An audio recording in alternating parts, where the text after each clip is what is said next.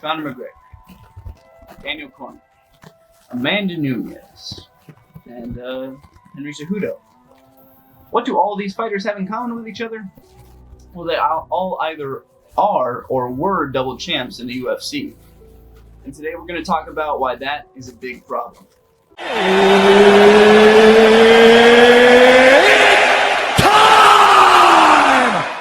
Hey yo guys, welcome back to yet another episode of Evolved MMA News. I am your favorite white belt caster, here to talk about why double champs in the UFC are probably a little bit of a problem. Now, this may sound like a small concern with even the most recent Bellator card having Horiguchi from Ryzen come in and the two Bellator and Ryzen being all buddy-buddy for a bantamweight championship fight where Darian Caldwell lost his fucking belt to a man who fights in Ryzen.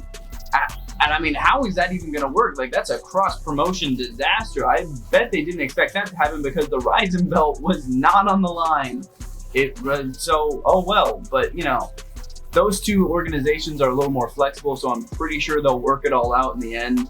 A little more flexible than the UFC. You know what? I'm pretty much betting on it right now that after the Rory John Fitch fight ends in like 4 months or something, I don't know. Horiguchi's not gonna fight. He's not gonna fight in Bellator yet or whatever. But they're gonna have a welterweight. No, they're gonna have a bantamweight Grand Prix just for the world title and everything. But more about that later. But what I wanted to talk about was the UFC and their willingness to award these double champ super fights for, you know, the belt, and it's gonna go all in and it's gonna be great and it's gonna boost ratings like a motherfucker.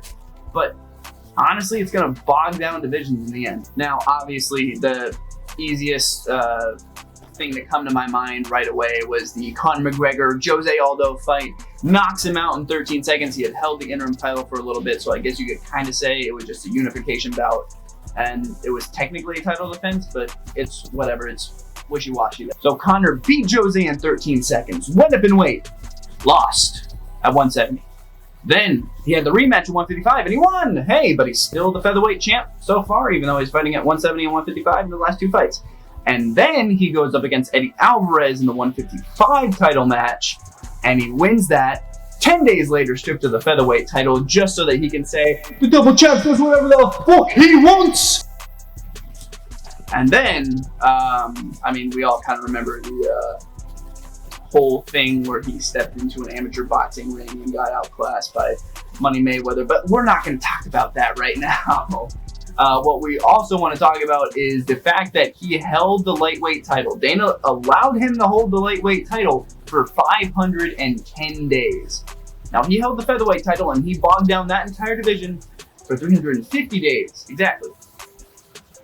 But Dana let him hold the lightweight title and hold up that division for 510 entire days, more than a year, almost 2 years. And in all honesty, you can sort of chalk this one up to it being the first time the UFC really had to handle a double champion. You know, it went into the weeds, and it was like, oh, Conor can be a double champ and everything, but oh wait, then you realize Dana is in love with Conor, and he did this all for his benefit. So it was two divisions bogged down for a while because of Conor McGregor, and this is one of the worst examples of a double champion, is Conor McGregor. And I'm a Conor McGregor fan. I want to see him come back and win the lightweight title against Khabib and actually defend it, you know. But Conor is the reason why two divisions were bogged down for about 2 years. Now, eventually, like I said, after 510 days, Conor was stripped, and Khabib, as much as I don't like it, you know, won the legitimate title after about a year of interim fights, Tony Ferguson getting injured, you know, interim titles, like I said before, Ally Quinta and whatnot, and he finally won the legitimate title and beat the lineal lightweight champion Conor McGregor. So you have that, I guess. So the division is fine now, and there are a ton of killers in 155. But yeah, Conor honestly bogged that down for a while, and it was because of his chase for the double championship, and now it's happening with other fighters. Nunes and Cormier, for example. Now, these two are actually good examples, semi-good examples of double champs.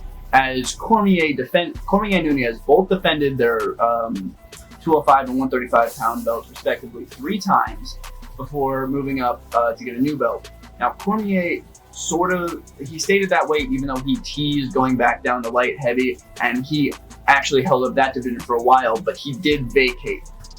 He was on the verge of getting stripped, but just to make it look better on a Wikipedia page, he vacated his title after a little while, and he stayed up. He had an eye poke with Stipe. He played patty cake with Derrick Lewis. He called out Brock Lesnar. He's just trying to do money fights, and he's trying to have easy fights and whatnot. But we finally got the Stipe rematch. It looks like he's staying up at heavyweight unless that John Jones fight comes across his desk, which I really want to see, because we all know he was never the true 205 champ. John Jones was always the true 205 champ. Don't tell anyone I told you that. But Nunes, she is another beast altogether, because she defended her 135 pound belt 3 times, went up in weight, fought Cyborg, knocked her out, knockout of the year in a couple magazines or something that I've read about. And then she is scheduled July 6, 239, coming right up the next pay-per-view card, to fight Holly Holm and defend her 135 pound title. And if she can successfully do that, and her next fight, which hasn't been talked about yet, but her next fight after Holm might be a 145 pound title defense, then, and if she bounces back and forth between the legitimate weight divisions, fighting 3 times a year, then we could possibly have Amanda Nunes be the first legitimate double champ that doesn't significantly bog down divisions, even though she sort of holds it up because she can only really fight 3 times a year and she has to pick which weight she can go at and whatnot.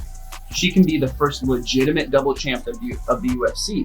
Now, I don't see it lasting for too long, because going up and down between weight classes, you're going to get older eventually, and the weight cut down to 135 is going to get a lot harder, and she would go back up to 145, and she could always lose somewhere in there, one of the belts or something.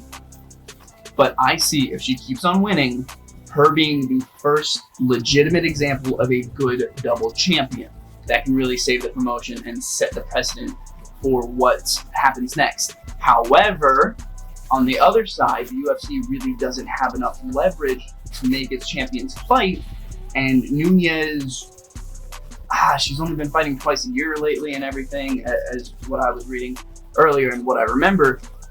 And I don't think you can force her to fight 3 times a year, because she's a double champion. You guys don't have the leverage to force that. And that's what you really need. More emphasis on stripping, which is unfair to the champions. Oh, sounded weird. Nunes stripping. No, I didn't mean that. But stripping of the belt. You have more stripping belts, more strictly stripping the belts. Set a precedent there or something. Force champions to fight more. Give them more for championship bouts. I don't know. More incentive to go in between the weight divisions. Something around those lines to really make them fight, because that's the only way that you can have legitimate double champions. Because I love these super fights and I want them to continue. But that seems like the only way we can do it. And also Henry Cejudo, who I mentioned before. A terrible example of a double champ if you really think about it, because he won the flyweight bout. I still think he lost to Demetrius Johnson in that fight. It was a split decision. I scored that last round for Demetrius, or was it for Cejudo? I don't remember exactly how I scored it, but I remember that Demetrius won. And I wasn't happy about it, but he's gone on a tear recently, and we can all agree with that.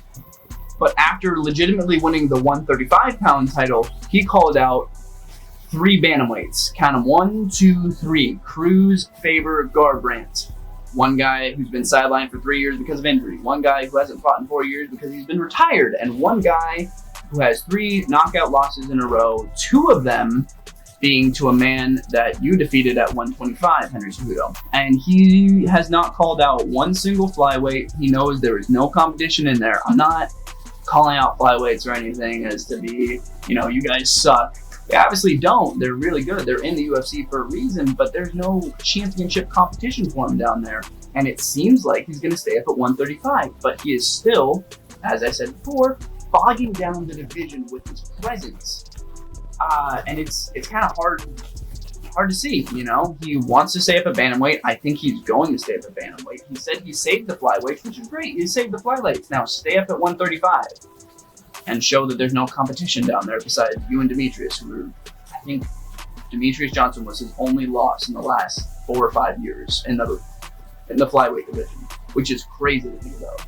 So while double champs in the UFC are really exciting and it's great, great for the fans and of course the pockets of the UFC, there needs to be a better way to handle them in the future, because right now we're not seeing very much efficiency when it comes to them, and the UFC needs to force them to kind of conform in some way. I don't know, which is unfair to the athletes, I know, but it's also unfair to the divisions if the athletes don't conform. And one of those ways is possibly going the GSP route and kind of asking, hey, listen, you know, you might just want to be the double champ and everything and have that picture and have your name in the record books and whatnot. So how about this? You get your double champ moment and you vacate a month after, or else we strip you if you don't agree to another fight at a weight division or in that weight division, or in the current weight division that you're at right now. Like the GSP, he vacated 30 days after because he knew that he wasn't coming back to the middleweight division. So if we had some system in place like that, then I can see how double champs can finally begin to work in the UFC, as opposed to just bogging down divisions and being unfair to athletes who deserve a title shot, and instead just getting an interim shot or something along those lines. Well, thanks for listening to me rant about how bad double champs are for the UFC.